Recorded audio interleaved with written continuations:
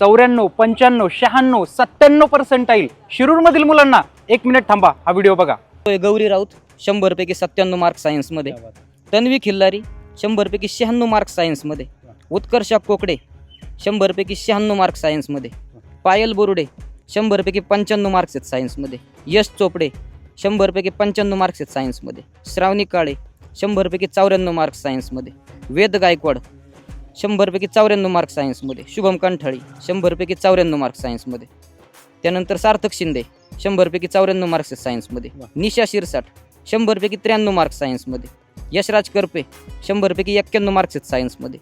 सुहानी खताळ 100 पैकी 91 मार्क्स आहेत सायन्समध्ये. जिज्ञा वाढवणी 100 पैकी 90 मार्क्स. ओम काकडे 100 पैकी 90 मार्क्स. श्रुतिका लुगडे 100 पैकी 88 मार्क्स. जय कड 100 पैकी 87 मार्क्स. तन्वी खिल्लारी 96.80%. गौरी राऊत 94.80%. पायल बोरुडे 93.80%. निशा शिरसाट 93.40%. श्रावणी काळे 92.60%. यशराज करपे 92.40%. उत्कर्षा कोकडे 92%. श्रुतिका लुगडे 92%.